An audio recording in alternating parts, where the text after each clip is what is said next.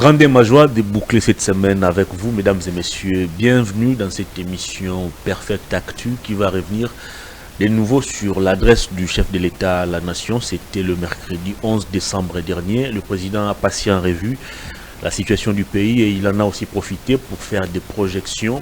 Il a annoncé la construction des 38 000 km des routes et dessertes agricoles. Il a évoqué aussi la question du changement de la Constitution. On va tenter au cours de cette émission de décrypter toutes ces questions. Nous allons aussi analyser la position du parti politique Nouvel Élan qui s'est proclamé favorable au changement de la Constitution.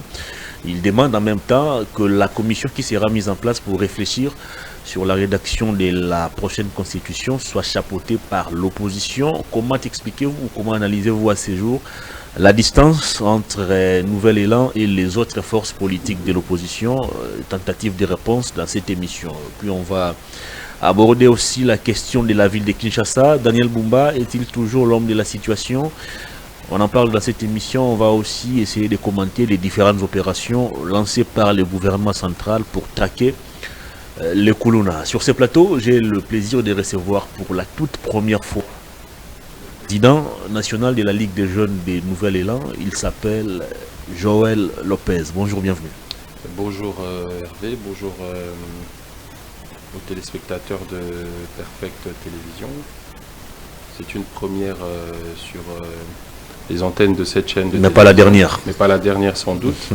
Je m'en vais remercier avant tout le promoteur de cette chaîne qui permet à ce que ce plateau soit réellement le temple de la démocratie où les divergences politiques sont acceptées.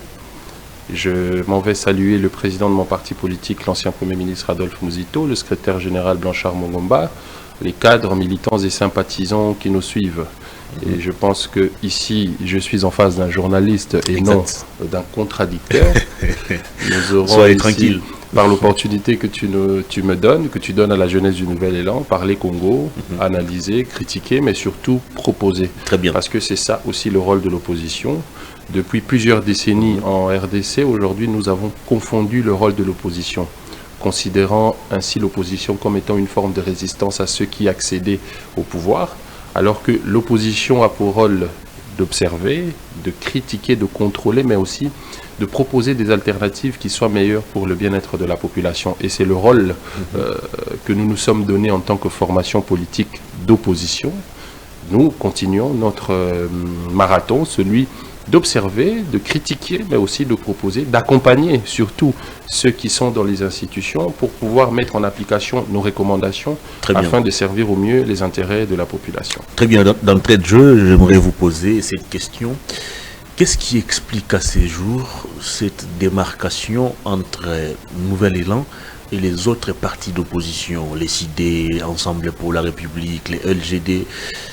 On a l'impression comme si Nouvel Élan fait de l'opposition docile. Nouvel Élan accompagne pratiquement toutes les actions du pouvoir en place, contrairement à d'autres partis d'opposition. Comment expliquez-vous cette situation? Merci. Moi, j'ai toujours dit que nous avons, pendant longtemps dans ce pays, fait face à une crise d'opposition, du fait que pendant le règne du président Mobutu, du président Kabila, l'UDPS s'était ce temps inscrit comme une résistance parce qu'elle ne reconnaissait pas la légitimité de Joseph Kabila. Le discours que nous avons entendu, nous jeunes, c'était Kabila Salé le côté, Kabila il faut Akende. Kabila Zarwandé, Kabila, Kabila, Kabila. La personnification du débat politique. Voilà. Le mal congolais, comme vous venez si bien de le dire. Et aujourd'hui, nous avons à la tête de nos institutions l'UDPS à travers Félix-Antoine Tshisekedi. Et nous avons le FCC qui migre en opposition aujourd'hui et qui nous demande le départ impératif de Félix-Antoine Tshisekedi. Alors que l'opposition, c'est le contrôle et la critique. Nous n'avons jamais eu une opposition à Joseph Kabila sur base des politiques publiques qu'il a pu mettre en place. Aujourd'hui, nous n'avons pas eu une opposition à Félix-Antoine Tshisekedi sur base des politiques qu'il met en place. Dieu merci, aujourd'hui avec cette nouvelle vague des communicateurs de différents partis politiques, certains peuvent se démarquer en critiquant la gestion et non les personnes. Donc voilà, et je voudrais aussi préciser ici qu'au sein de l'opposition politique, il n'y a pas de réflexion qui fasse unanimité. J'ai toujours donné pour exemple la France, qui est une démocratie moderne, qui met en évidence la beauté de la démocratie. Il y a près d'une dizaine de partis politiques d'opposition, mais qui se contredisent entre eux, qui se contredisent en termes d'idées et non en termes de position politique. Parce que j'ai toujours précisé qu'il y a une nette différence entre un homme d'État, celui qui dans ses analyses, celui qui dans ses prises de position projette l'avenir, pense aux générations futures, à la différence d'un politicien qui est à la quête du pouvoir, pour les intérêts du pouvoir. Donc nous sommes en démocratie, c'est ça aussi la beauté de la démocratie. Exact. Lorsque mon confrère d'ensemble émet des avis qui sont contraires à ma manière à moi de voir, d'appréhender la situation politique du pays, mais en toute élégance, nous concédons à la manière de voir ou encore de faire de nos pairs de l'opposition, et nous nous affirmons en tant que formation politique à part entière, car nous avons une vision politique, une vision idéologique de par laquelle nous tirons notre source en tant qu'existence, en tant que formation politique. Et nous avons, dans le cadre des activités liées à notre parti politique, des cadres de réflexion dans lesquels nous pensons Congo, dans lesquels nous critiquons, mais dans lesquels nous proposons. Ce qui fait de nous le parti qui est détenteur d'un programme de gouvernance alternatif à celui qui est mis en place par le régime actuel. Et nous en sommes fiers. Et nous appelons nos pairs de l'opposition de respecter cette position-là, parce que hier, en 2018, nous nous inscrivions comme étant une résistance du fait que nous ne reconnaissions pas la légitimité de ce qui émanait des institutions de 2018. Mais à cette période-là, nous avons eu ensemble, qui a jugé bon pour le besoin de la cause, selon eux, de répondre à l'invitation du chef de l'État autour du dialogue qui a eu lieu. Ils ont participé à l'exécutif, nous avons respecté cette position, et d'ailleurs Jean-Pierre Bemba, dans le cadre du MLC, s'affirme aujourd'hui comme étant membre de l'Union Sacrée, cette coalition de gouvernance. C'est ça aussi la beauté de la démocratie, lorsque les positions peuvent évoluer dans le but de servir au mieux les intérêts de la population et au regard de l'évolution de notre société. Nouvel Élan comme parti politique est-il pleinement dans l'opposition, au Nouvel Élan a un pied au pouvoir et un autre dans l'opposition? On vous reproche plusieurs choses. Vous jouez le rôle d'accompagnateur du pouvoir en place, vous saluez tous les efforts fournis par le gouvernement. Mouzito a été d'ailleurs, je crois, le seul à pouvoir reconnaître la victoire de Félix Tshisekedi à la présidentielle. Et à ce jour, il partage, d'après une certaine opinion, tous les avis avancés par le pouvoir en place. Est-ce que vous êtes pleinement dans l'opposition, ou vous avez un pied au pouvoir et un autre qui traîne encore dans l'opposition? Je parlerai plutôt d'opposition réfléchie. Aujourd'hui, nous reconnaissons qu'il y ait des divergences, des convergences, pardon, avec le régime en place sur la question notamment de la Constitution. Ça fait pas de nous membres de la majorité, du fait que déjà nous sommes inscrits conformément au règlement d'ordre intérieur de l'Assemblée nationale qui nous contraint à déclarer notre appartenance soit à la majorité ou à l'opposition. Vous avez finalement déclaré votre appartenance à l'opposition? Nous avons déclaré notre appartenance à l'opposition. Parce qu'au départ, vous étiez un peu dubitatif. Non, nous sommes opposition, et le fait pour nous de ne pas participer à l'exécutif comme coalition de gouvernance, nous ne sommes pas du pouvoir. Nous sommes une opposition, mais qui accompagne le pouvoir. Parce que actuellement, ça prête à confusion. Vous avez Moutamba qui est ministre dans un gouvernement, mais qui se réclame toujours de l'opposition. D'ailleurs, il va tenir un meeting ce samedi comme opposant. Non, il peut y avoir dans le cadre de coalition un gouvernement de large union nationale qui met en ce qui n'est pas le cas actuellement. Ce qui n'est pas le cas actuellement, et c'est ce qui justifie d'ailleurs notre position en tant que qu'opposition républicaine, une opposition qui accompagne justement le gouvernement, parce que nous avons le peuple, nous avons le Congo à préserver, et je pense que dans le cadre de nos analyses politiques, puisque nous sommes appelés demain à diriger le pays, nous devons accompagner, nous devons être à jour concernant les affaires de l'État, pour qu'au nom de la continuité de l'État, demain, si le Nouvel Élan accédait à la magistrature suprême, que nous puissions marier notre programme de gouvernance avec les réalisations qui ont déjà été effectuées dans le cadre du gouvernement précédent. Donc c'est une démarche qui est démocratique, et je pense qu'en France, je parlerai de la France, excusez-moi, le débat est beaucoup plus intéressant parce que nous ne parlons pas de position politique, mais nous parlons plutôt des politiques publiques à mettre en place, des politiques qui soient de l'opposition, qui critiquent celles du gouvernement en place, pour pouvoir créer une sorte de convergence dans les idées et répondre répondre aux attentes et aux besoins de la population. C'est le rôle que nous jouons et nous en sommes fiers. Et aujourd'hui, je pense que c'est ce qui fait de nous notre renommée en tant que formation politique à part entière. Premièrement, par le fait que nous avons voulu avoir un parti national, c'est-à-dire un parti qui est représentatif au niveau de toutes les provinces et territoires. C'est ce qui fait notre honneur et nous avons été parmi les rares partis politiques à avoir aligné les candidats sur l'ensemble du territoire national. Et nous continuons ce combat pour servir les intérêts de la population. Aujourd'hui, 2024, 10 ans déjà qu'Adolphe Mouzito, en tant que leader et chef d'un parti politique, a pu produire ce que nous appelons les tribunes, qui sont des idées maîtresses. Il en a produit 30, des tribunes dans lesquelles il analyse, il critique, il pose le diagnostic, mais aussi le traitement, la proposition, l'alternative politique qui répond aux besoins de la population. Nous continuons de faire cette opposition. Nous ne sommes pas une résistance, parce que en 2018, lors des élections de 2023, nous sommes ouverts aux nouvelles coalitions, parce que le jeu démocratique se redéfinissait. Nous avons dit que nous sommes ouverts, que ce soit pour nos pairs de l'opposition, que ce soit pour ceux qui sont de la majorité, mais à la seule condition qu'il puisse y avoir conformité des programmes, conformité des politiques publiques que nous allons mettre en place dans le cadre d'une coalition. Chose qui n'a pas été faite, faute de convergence sur le plan des politiques publiques. Nous affirmons comme opposition et nous continuons. Très bien. Vous vous affirmez comme opposition et vous continuez. L'opposition à l'africaine, on va le dire comme ça, c'est des manifestations de terrain, c'est des meetings, c'est des journées villes mortes, bref, c'est vraiment la rue.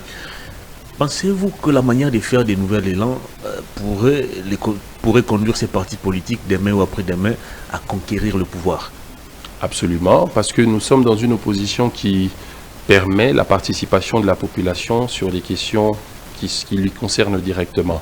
Et je le disais au début de ton émission, la personnification du combat politique a eu pour conséquence la haine au niveau de la société. Nous avons une population qui a haï Joseph Kabila, une population qui serait prête, à cause de nos envies, de nos appétits politiques, d'haïr Félix-Antoine Tshisekedi. Je pense que nous devons attaquer le problème dans le fond et non dans la forme.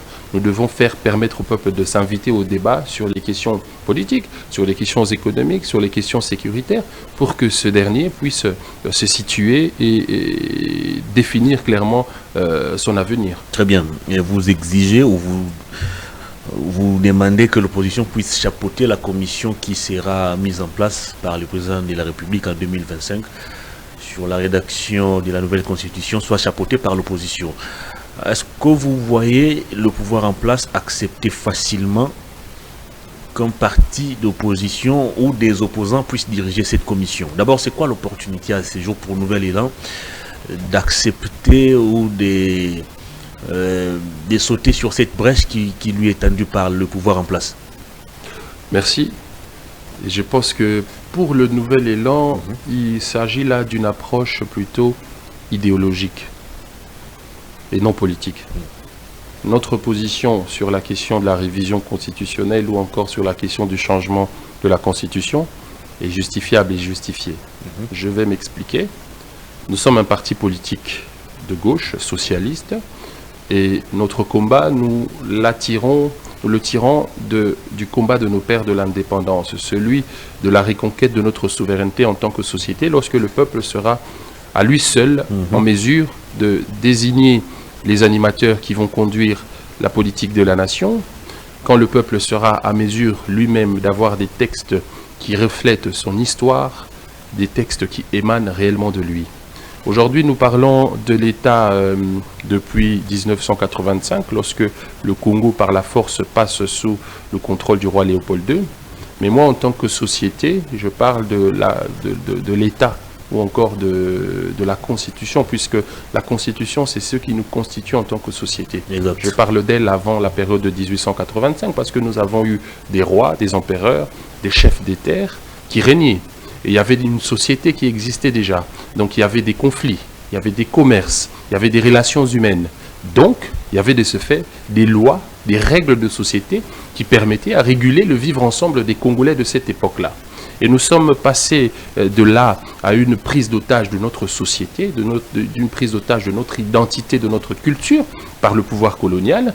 Nous sommes passés de 1885 à 1908 sous l'État indépendant du Congo, sous la gestion, l'État indépendant du Congo au Congo belge.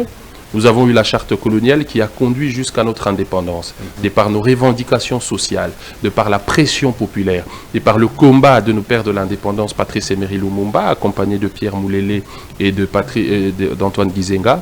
Nous aboutissons à notre indépendance.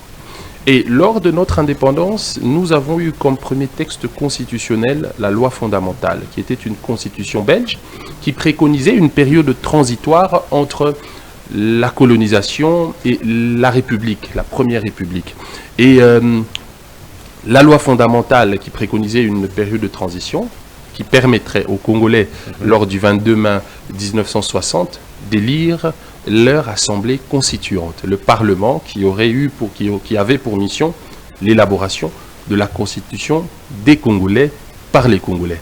Et c'est là le début de la crise, parce que nous ne devons pas parler de constitution sans pour autant faire référence à notre histoire politique. Nous ne pouvons pas parler de constitution sans pour autant faire référence à notre passé historique. Le premier coup d'État institutionnel qui intervient en 1960, c'est lorsque Joseph Kasavubu, sous influence des impérialistes, parce que la colonisation a donné naissance à une autre forme de colonisation, la néocolonisation, l'influence des puissances militaires à la suite de la guerre froide. Nous avons eu les États-Unis et la Russie qui se sont imposés, qui ont d'une manière ou d'une autre imposé au continent européen de cesser l'exploitation africaine pour que cette fois-là, les États forts puissent diriger l'Afrique par l'entremise des pouvoirs forts, des pouvoirs caporaux. C'est ce qui justifie d'ailleurs la majorité des coups d'État. Nous en comptons plus de 20 pour la période de 1965.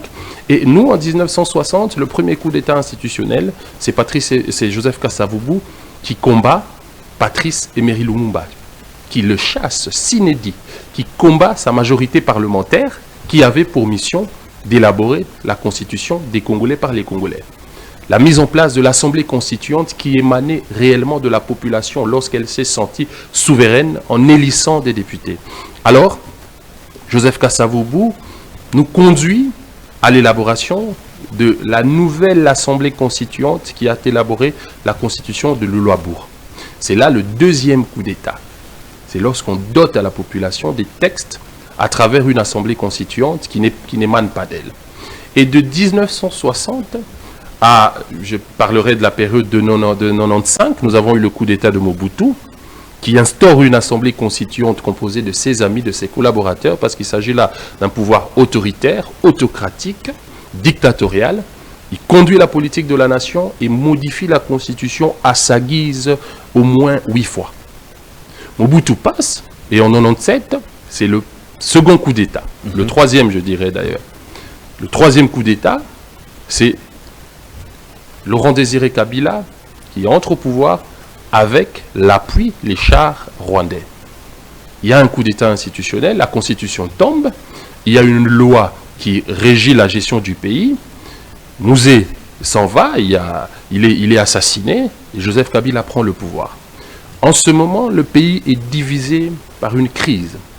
Cette crise était liée principalement à l'exploitation de nos ressources, parce qu'il faut maintenir le pays dans l'instabilité politique. Il faut qu'il y ait une stabilité au niveau institutionnel pour que les forces armées, les multinationales qui opéraient à travers elles, puissent exploiter les ressources naturelles du Congo et les emmener à l'étranger. Et Joseph Kabila, pour le besoin de la cause, nous saluons cette démarche d'ailleurs, était contraint de mettre en place une assemblée qui devait élaborer, rédiger une constitution, parce qu'en tant que société, nous devrions être régis par des lois.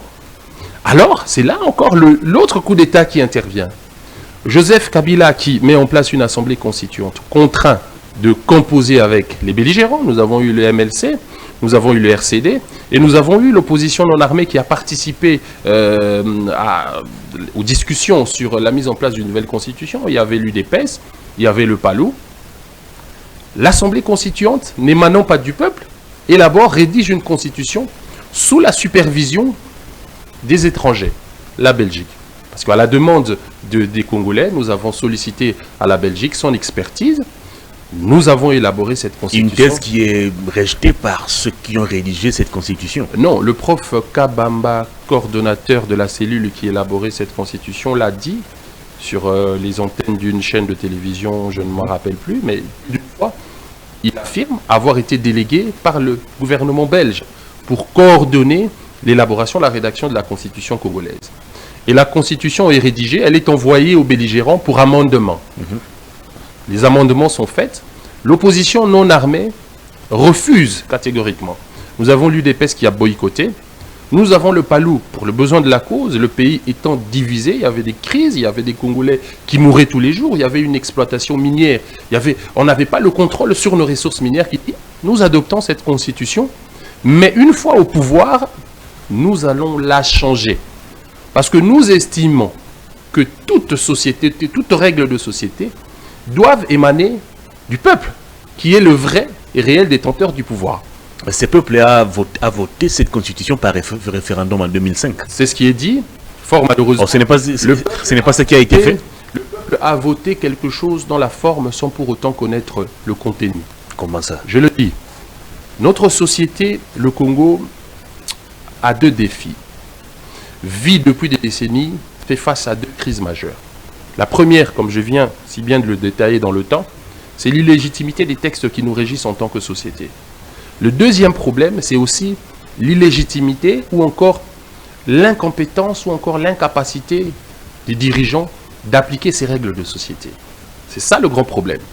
Cette faiblesse de l'État qui tire son origine aussi de la colonisation. Moi, j'ai souvent dit que le Congo a eu la malchance ou encore notre malédiction, c'est le fait que nous avons été colonisés par la Belgique. Pourquoi? Parce que actuellement, si nous devons faire une étude comparative entre les pays qui ont été colonisés par la Belgique, les pays qui ont été colonisés par la France ou encore la Grande-Bretagne, vous constaterez qu'en matière de gestion, les pays qui sont colonisés par les Français sont beaucoup plus évolués, sont beaucoup plus avancés.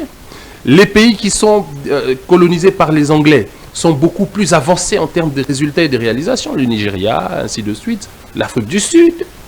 Alors que nous, les Congolais, nous sommes en régression. Cette régression s'explique, elle est justifiée.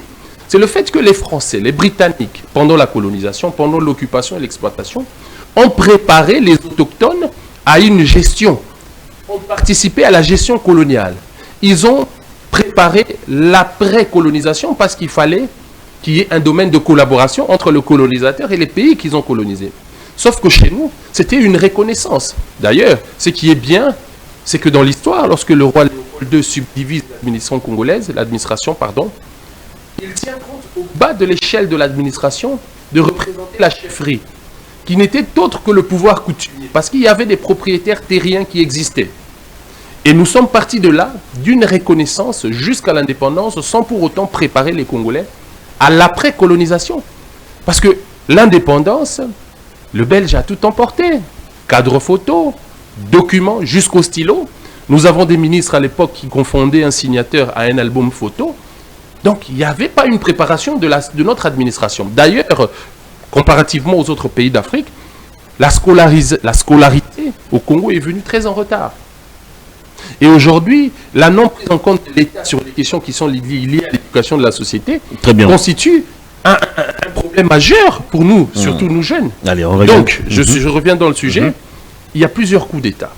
Et en 2006, lorsque cette constitution est adoptée, elle est adoptée par un parlement de fait. Un parlement qui ne tirait pas sa légitimité du peuple par des élections démocratiques. C'était les députés qui étaient nommés à la suite du dialogue de Sun City, n'est-ce pas? Nous avons un président qui promulgue cette constitution, qui ne tire pas non plus, lui également, sa légitimité du peuple. Il est issu d'un coup d'État militaire. Mais au regard de la situation sociale, nous avons accepté. Donc aujourd'hui, le fait que la question sur le changement de la Constitution, parce que la révision, elle est normale, elle est constitutionnelle, Le fait que les débats autour du changement de la Constitution soient abordés au plus haut niveau institutionnel, ça nous réjouit. Parce qu'aujourd'hui, nous pouvons faire retour à notre histoire, nous pouvons corriger le péché originel, celui de la loi fondamentale qui préconisait une assemblée constituante qui émane du peuple, comme c'est le cas dans toutes les démocraties. Donc c'est une démarche qui est justifiable et nous en sommes fiers parce qu'aujourd'hui, ça fait près de 10 ans que Adolphe Mouzito aborde la question du changement de la Constitution dans ses tribunes. Il a parlé de deux dialogues de transition. Et dans ses conclusions au niveau de la page 31, vous constaterez que parmi les recommandations, il demande à ce que nous revenions vers le peuple pour tirer une source de légitimité. Très bien. Par rapport à... Constitution ou texte illégitime, Parlement illégitime, Président de la République à l'époque illégitime. Mais malheureusement, c'est cette même Constitution qui va faire de Mouzito plus tard ministre du Budget, Premier ministre, député national.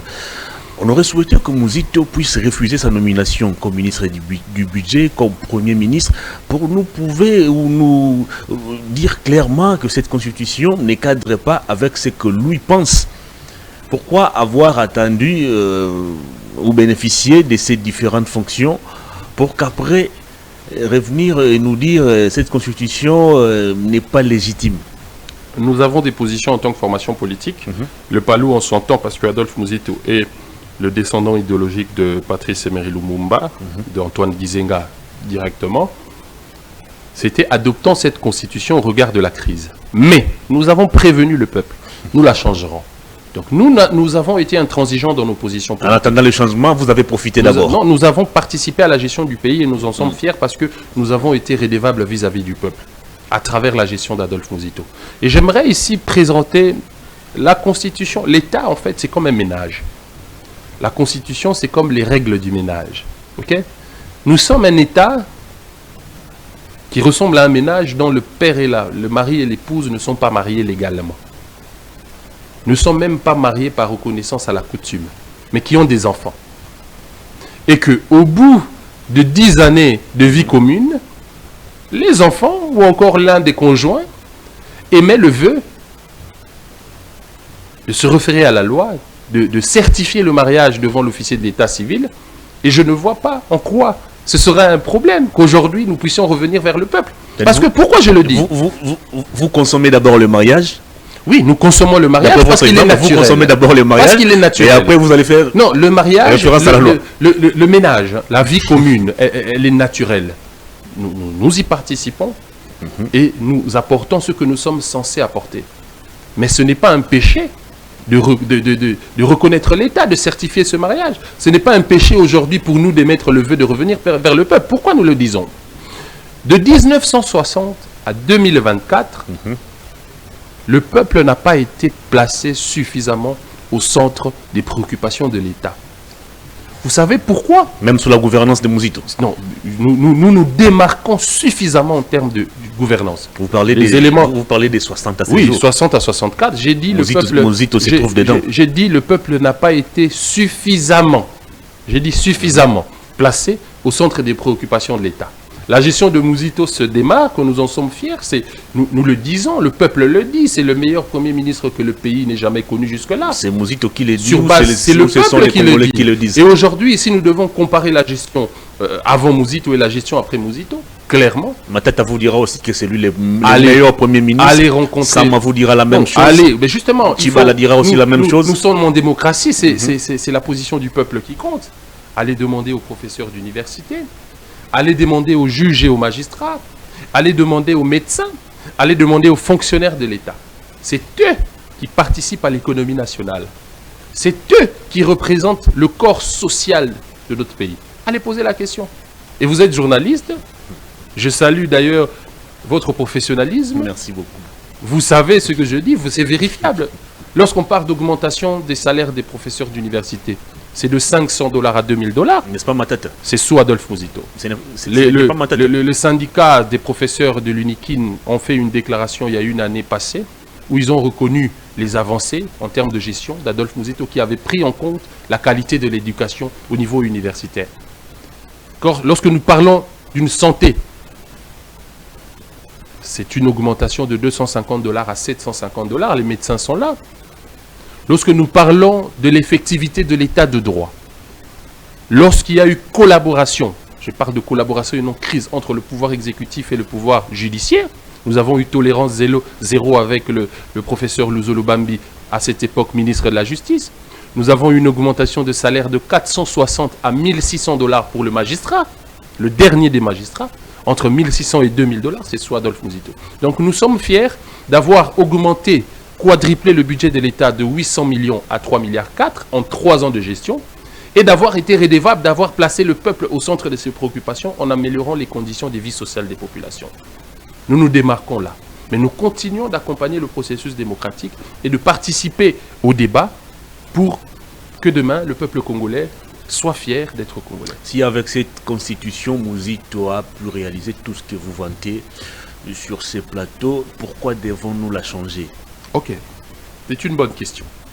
Lorsque Adolphe Muzito parle du changement de la constitution, ou encore lorsqu'il parle de réviser, il va à l'extrême sur la question de l'article 220. Il demande que nous puissions révisiter la constitution dans son ensemble. C'est une position et nous affirmons.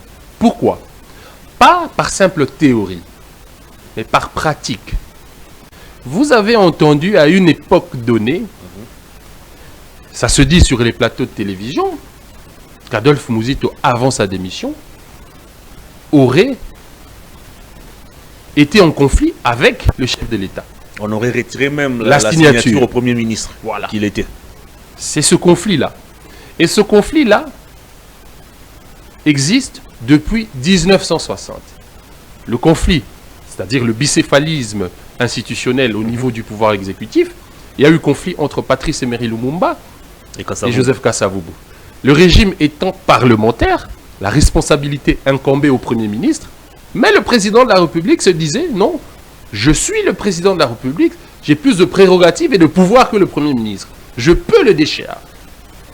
Vous voyez. Et nous avons évolué avec ça. Et d'ailleurs, nous l'avons connu en 2018 avec Félix-Antoine Tshisekedi. Lorsque, à la suite des élections de 2018, Félix-Antoine Tshisekedi, l'UDPS, remporte la majorité présidentielle. Mais le peuple, si nous considérons ces élections comme étant démocratiques, confère le vrai pouvoir au FCC.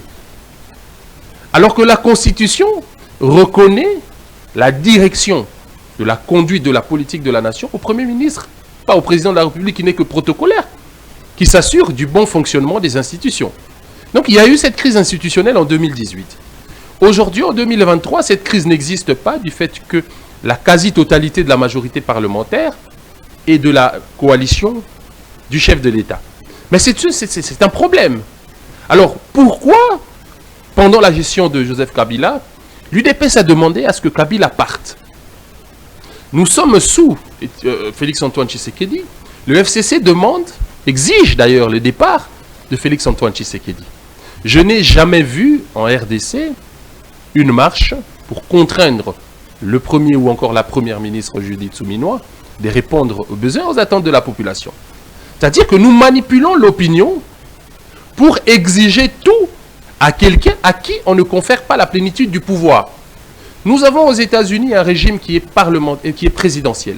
C'est-à-dire que le président de la République est celui qui conduit la politique de la nation et c'est lui qui est justifiable devant le Parlement. Alors que chez nous, nous avons un président de la République qui préside le Conseil de ministres, qui donne des injonctions, mais qui n'est pas redevable de la gestion du Premier ministre. Là, c'est un problème. Parce que nous avons opté pour une forme unitaire de l'État, qui soit décentralisée, mais avec un régime politique qui pose problème. Donc il y a ceux qui pensent qu'il faudrait confier la plénitude du pouvoir au président de la République, redéfinir les choses, les relations entre les institutions. Il y a ceux qui pensent également qu'il faudrait donner la plénitude du pouvoir au Premier ministre. Donc, le débat autour du changement de la Constitution a sa raison d'être. Parce que la Constitution elle-même, j'ai toujours voulu que nous puissions la questionner sur la question de la révision ou encore du changement. Elle en fixe les règles, les limites. Elle ne parle pas que des actions politiques, mais elle parle aussi dans son article 218 d'une action qui peut être menée par le peuple. Lorsque 100 000 Congolais signent une pétition, ils ont les droits de la soumettre à l'une des chambres au débat. Donc c'est un débat qui est à la fois sociétal. C'est un débat qui n'est pas tabou. Nous devons plutôt, s'il faille s'opposer, à une révision. Très bien. Non pas à la révision, mais plutôt à la matière qui doit faire objet de révision ou encore de changement. Très bien. Alors, de manière concrète, qu'est-ce que Nouvel Élan compte apporter comme réforme dans la prochaine constitution? Très bonne question. En 2023, face au peuple, nous avons présenté un programme de gouvernance de plusieurs pages chiffrées. D'ailleurs, nous étions le seul parti politique à avoir présenté un programme de gouvernance chiffré. Le seul, et nous en sommes fiers. Tous les partis présentent des programmes chiffrés. Non, ils ont présenté des projets de société. Félix Tshisekedi a présenté un programme chiffré. Projet de société. Martin Fayoulou, projet de Sanga, société. Moïse Katumbi. Projet de société. Ah bon? Oui. Projet de société, c'est la vision générale d'un parti politique. Très bien. Ce qu'il entend faire pour le peuple, mais le programme de gouvernance est déterminé dans le temps. Parmi les réformes que nous avons proposées au peuple, nous avons parlé de la titrisation des terres au profit des communautés locales. Okay. Nous avons voulu que l'État reconnaisse le droit de propriété aux communautés locales, qui sont les vrais propriétaires terriens avant l'avènement de l'État à travers les institutions. Parce que j'ai parlé de la période avant 1885, où nous avons des empereurs qui régnaient sur des terres. C'était eux. En lingala, on parle de Bakolo Mabele. C'était eux. Alors l'administration, la civilisation vient à travers le roi Léopold II. On prend en otage les terres. On reconnaît la chefferie. Mais administrativement, elle ne participe pas. D'ailleurs, dans la subdivision des terres, sous l'administration léopoldienne, il y avait des zones privées, des zones qui appartenaient au roi Léopold II. Il y avait des zones économiques, là où le commerce devait se passer, et il y avait des terres qui appartenaient aux chefferies. Sauf que dans la pratique, les chefs des terres n'avaient pas droit aux terres qui étaient prises en otage par le roi Léopold II. Alors, notre administration aujourd'hui, elle est la copie conforme de ce que nous a légué le colonisateur.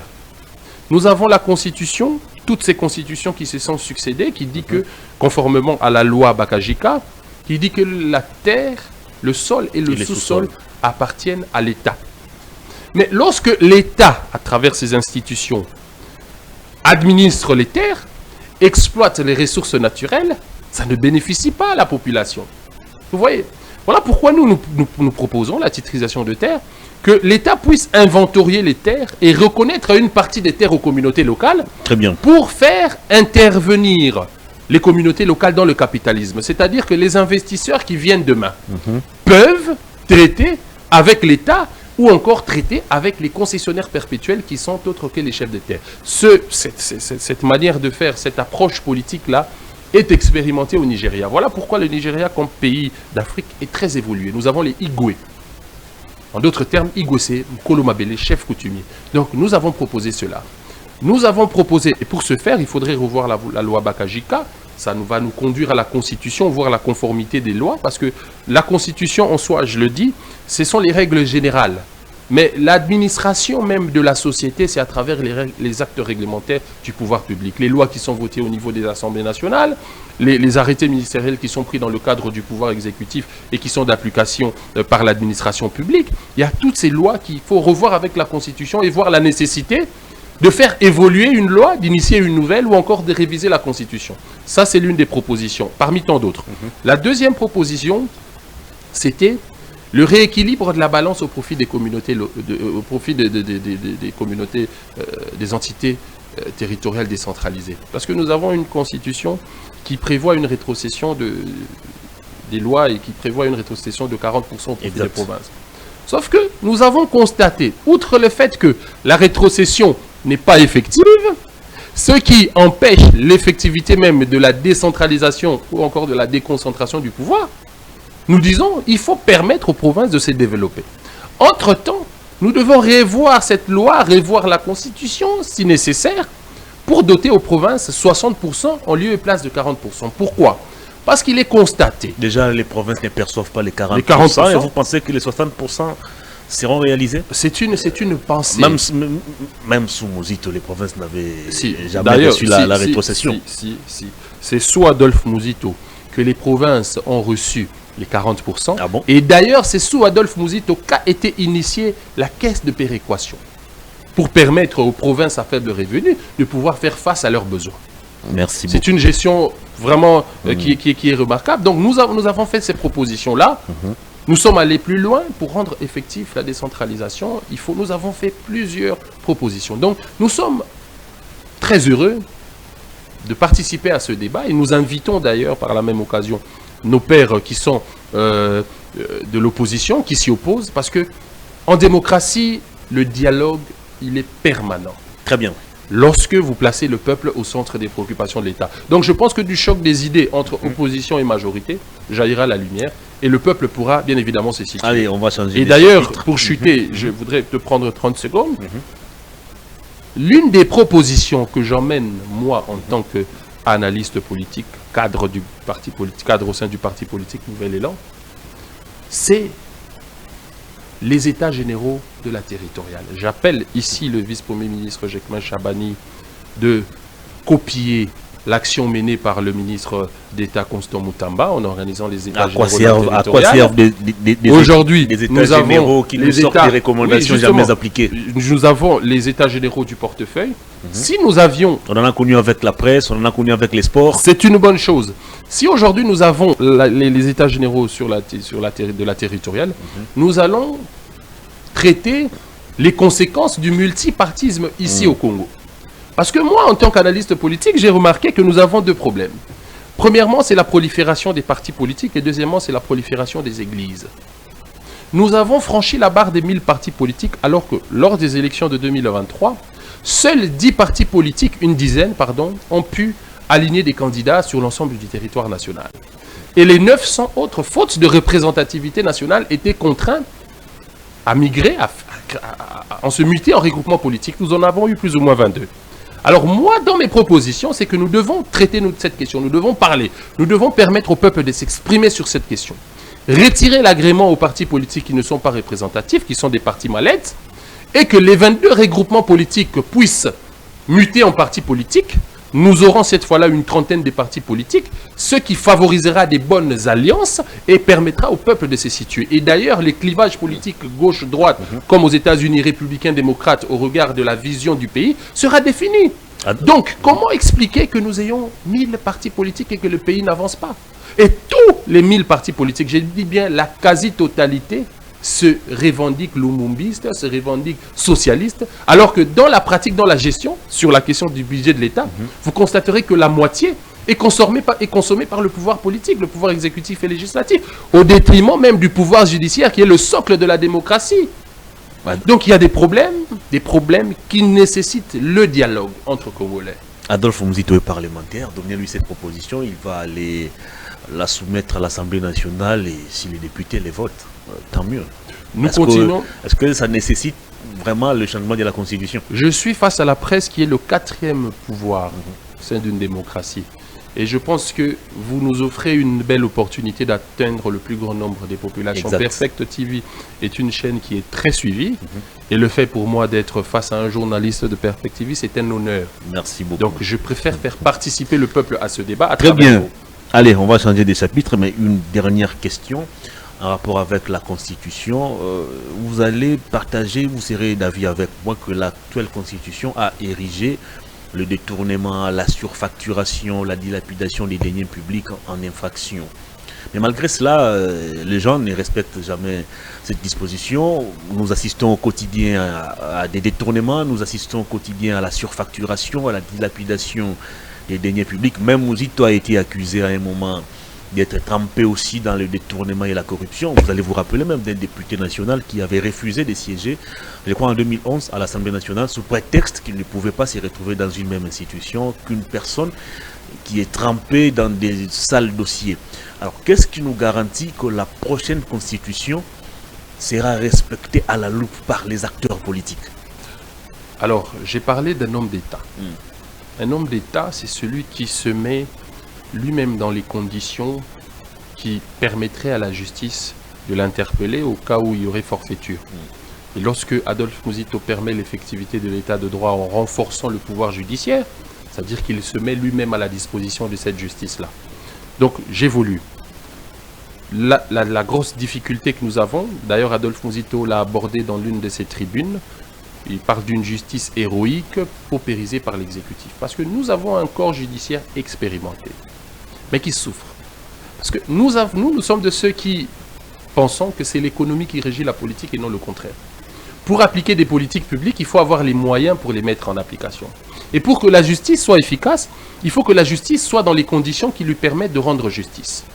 Lorsque la justice souffre elle-même, est victime d'injustice, elle ne peut rendre justice. Dans la tribune d'Adolphe Mouzito, Une justice héroïque paupérisée par l'exécutif, il présente 2 tableaux. Le premier tableau, c'est le tableau des prévisions budgétaires. Et le deuxième tableau, c'est le tableau d'exécution budgétaire du premier trimestre 2021, si je ne m'abuse. Et vous constaterez que dans le budget qui est alloué aux institutions pour son fonctionnement, le pouvoir exécutif, législatif et judiciaire, il y a un équilibre dans la répartition des ressources. Nous parlons de 43%, si je ne m'abuse, autour de 40 à 43% pour le pouvoir exécutif, une trentaine pour le pouvoir législatif et une vingtaine pour le pouvoir judiciaire. Sauf que dans l'exécution de ce budget, le pouvoir exécutif, la présidence et le gouvernement montent à plus de 63%, laissant au pouvoir législatif, l'Assemblée nationale et le Sénat, près de 18%, et au pouvoir judiciaire, 2%. Alors dites-moi, quand un juge est sous-payé, un juge, un magistrat qui ne sait pas relier les 2 bouts du mois, quand un juge et un magistrat a du mal à travers l'administration, son administration, la manière de faire, manquer les moyens pour s'acheter des papiers, manquer les bureaux, parce que à quoi sert le budget alloué au fonctionnement? C'est que la présidence, le gouvernement, l'Assemblée nationale, le Sénat, les cours et tribunaux aient premièrement des bâtiments administratifs. Deuxièmement, les moyens de fonctionnement. Lorsque vous appauvrissez une justice, n'attendez pas à construire une nation qui soit juste. Donc nous, parmi les recommandations, c'est le renforcement du pouvoir judiciaire. Permettre aux juges et aux magistrats d'avoir les moyens pour faire appliquer le droit. Très bien. Allez, on va terminer cette émission. Votre commentaire sur l'adresse du chef de l'État à la nation. Le président a parlé pendant plus d'1 heure et demie. Il a passé en revue la situation du pays. Il a également fait des projections. Et ce qui retient notre attention ici, c'est cette phrase, on va dire répétitive, dans tous les discours du chef de l'État pratiquement. Il revient là-dessus, la construction des routes et des dessertes agricoles. Il en a parlé en 2019, 2020, 2021, 2022, 2023, 2024. Le président parle de 38 000 km de routes. Est-ce que vous pensez que c'est un chiffre fantaisiste? Vous pensez que c'est une promesse fallacieuse? Ou vous trouvez dans les propos du chef de l'État une volonté réelle de vouloir transformer le pays? Merci. Nous l'avons encore une fois. Je suis fier d'être du Nouvel Élan. Il y a de cela 6 à 7 ans qu'Adolphe Mouzito a, dans l'une de ses tribunes, idée maîtresse, parlé de l'unification du pays. Le besoin en réseau routier pour l'ensemble du territoire, c'est-à-dire là nous avons les routes nationales, les routes provinciales et les routes dessertes agricoles, est de 150 000 km subdivisés en 2. Nous avons un besoin de 90 000 km des routes à desserte agricole et 60 000 km des routes nationales et provinciales. Mais comme Premier ministre, pourquoi il n'avait pas réalisé tout ça? Mais si, l'émission... Apparemment, les acteurs politiques deviennent plus matures, plus intelligents après avoir perdu le pouvoir. Nous devons juger un gouvernement sur base du programme de gouvernance et des missions qui lui sont assignées. Les missions qui ont été assignées au gouvernement Mouzito étaient la stabilisation du cadre macroéconomique, ce qui a eu pour conséquence l'annulation de la dette de plus de 14 000 milliards de dollars au regard de la bonne gestion rigoureuse sous le contrôle des institutions de Bretton Woods. La deuxième mission, c'était la pacification de la partie est du pays. C'est sous Adolphe Mouzito que les militaires recevaient leurs primes, leurs rentes sociales, leur nourriture. Et c'était sous le Kunda Batoire avait été bouté, les M23 avaient été boutés du territoire national, les populations de l'Est vivaient dans la paix. Et c'est sous Adolphe Mouzito que la relance de la construction du pays a eu lieu à travers les 5 chantiers. Nous avons eu des constructions. Aujourd'hui, les routes que nous avons sont le fruit de la gestion d'Adolphe Mouzito. Donc c'est une fierté. Nous sommes fiers. Et pour répondre à ta question qui était... les propos du chef de l'État. Les propos du chef de l'État, oui, 38 000 km équivaut à près de 30% par rapport aux besoins. Le chef de l'État a dans son allocution justifié la gestion du pays, mais aussi posé les jalons des actions du gouvernement futur pour l'exercice 2025. Mais l'inquiétude qui est mienne, c'est le fait que Le gouvernement central, d'ailleurs, ici, nous ne pouvons que demander la démission immédiate du gouvernement souminois. Vous reprochez quoi à ce gouvernement? Nous avons la ville de Kinshasa aujourd'hui, les routes sont impraticables. Kinshasa, c'est le miroir même de la République.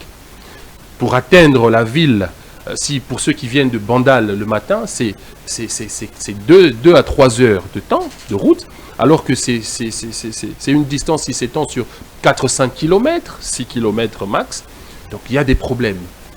Notamment, nous avons du mal à nous émouvoir en tant que société, en tant que Kinois. Kinshasa zéro trou, sous le précédent gouvernement, c'était des milliers de dollars qui ont été détournés.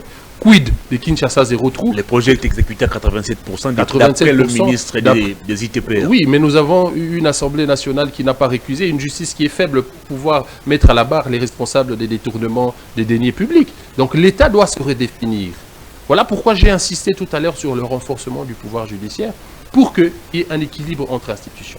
Pour pas que le pouvoir politique, parce que si vous avez un député qui touche 21 000 $, un ministre qui touche à 30 000 $, d'ailleurs c'est pas fixé, et un juge magistrat qui touche 900 $, je ne vois pas dans quelle mesure du possible le juge aura la capacité de mettre devant la barre celui qui a le pouvoir, parce que la Bible dit que la main qui donne, c'est la main. Il y a au moins des avancées.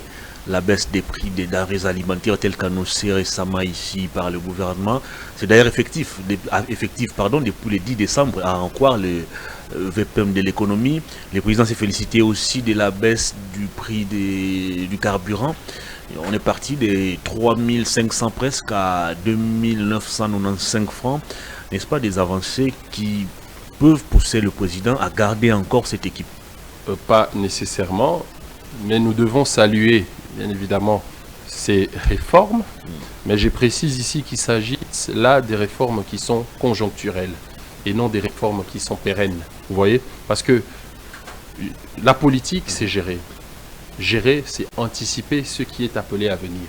Et nous avons toujours dit, nous, dans le cadre de la réflexion au niveau du parti politique Nouvel Élan, l'argent qui provient des mines doit servir à l'industrialisation de notre agriculture. Parce que tant que nous ne produisons pas ce que nous consommons, tant que nous ne consommons pas ce que nous produisons nous-mêmes, nous continuerons d'être dépendants de l'extérieur. Et nous allons subir tous les chocs qui sont liés à l'économie extérieure parce que nous n'avons rien qui soit propre à notre consommation. Donc il s'agit là des réformes conjoncturelles qui sont bonnes, mais dans le cadre du gouvernement, le chef de l'État a projeté. Mais cette projection, je le disais d'ailleurs, je reviens là, aura du mal à être effective tant que le gouvernement ne rendra pas effectif la politique de la déconcentration et de la décentralisation. Il faut doter aux provinces les moyens nécessaires parce qu'il y a des compétences qui sont exclusives aux provinces. Nous avons les secteurs le domaine de la santé.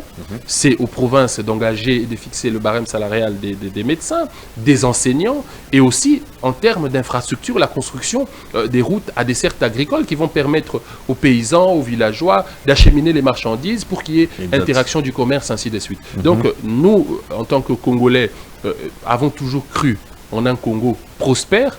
Voilà pourquoi, dans le cadre de la réflexion, dans le cadre de nos analyses politiques, nous allons toujours placer le Congo et le Congolais au centre des préoccupations de l'action gouvernementale. Allez, si sous Mozit, on avait parlé des tolérances zéro, actuellement on parle des zéro Kuluna, on parle de l'opération Ndobo, on parle de Peter Kazadi a laissé l'opération Panthère Noire. Est-ce que vous pensez que c'est possible qu'on puisse en finir avec les Kuluna? D'abord, pourquoi il faut lancer au même moment 2-3 opérations pour un même objectif? Voilà. Vous constaterez que le ministre de la Justice a lancé l'opération Zéro Kuluna. L'intérieur a lancé opération Ndobo. 2 opérations similaires dans le cadre d'un même pouvoir exécutif. Ce qui prouve à suffisance que le gouvernement Judith Souminois n'a pas de programmation. Il fallait pour le gouvernement avoir une programmation autour des projets qui doivent être entrepris par rapport à chaque ministère sectoriel. Vous voyez, autrement dit, le problème des coordinations et des supervisions évoqué par le chef de l'État Soussama persiste encore. Persiste encore et c'est mis en exergue à travers ces projets-là. Donc il y a un problème qui doit être traité dans le cadre du gouvernement, d'où la démission de ce gouvernement et permettre aux vrais technocrates, à un gouvernement d'union, de pouvoir avoir une programmation commune. Comme ça, nous pouvons, nous, en tant qu'analystes politiques, en tant que peuple, en tant que société, juger l'évolution du programme sur base d'une programmation annuelle. Nous avons des crédits qui sont alloués à des ministères en termes de millions. Nous avons 20, 30, 40, 50 millions par ministère. Mais comment est géré cet argent? Je vous donne un exemple probant et qui me choque davantage, c'est la gestion de la ville de Kinshasa. Pour la période de 2023, la ville de Kinshasa a géré exactement 850 millions de dollars. Mais vous allez voir que dans l'exécution de ces budgets, seul 15% a été alloué aux investissements. Donc c'est un problème grave lorsque l'argent du peuple doit servir aux intérêts d'une minorité, d'une oligarchie, d'un petit groupuscule des gens et que la majorité de la population puisse en pâtir. Donc c'est une situation qui doit changer. Voilà pourquoi à travers nos analyses, nous appelons le peuple au débat. Très bien. Nous invitons le peuple, la jeunesse qui est d'ailleurs plus représentative, à ne pas tomber dans la manipulation politique de certains acteurs. Merci beaucoup. Allez, on va terminer cette émission par cette dernière question. Le ministre de la Justice, Constant Moutamba, a annoncé l'exécution de la peine de mort contre tous ces délinquants qui sont jugés et qui seront peut-être condamnés. Est-ce que c'était opportun de l'annoncer publiquement? Il nous a habitués un peu à des annonces fracassantes, une prime pour celui qui va arrêter Kagame, faites-moi ceci, faites-moi cela. Est-ce que c'était opportun de l'annoncer publiquement? Je pense on ne risque pas de nous attirer des problèmes avec toutes ces ONG des non, absolument pas, des droits de l'homme. Absolument pas, parce que la question de la peine de mort est aussi encadrée dans le code pénal.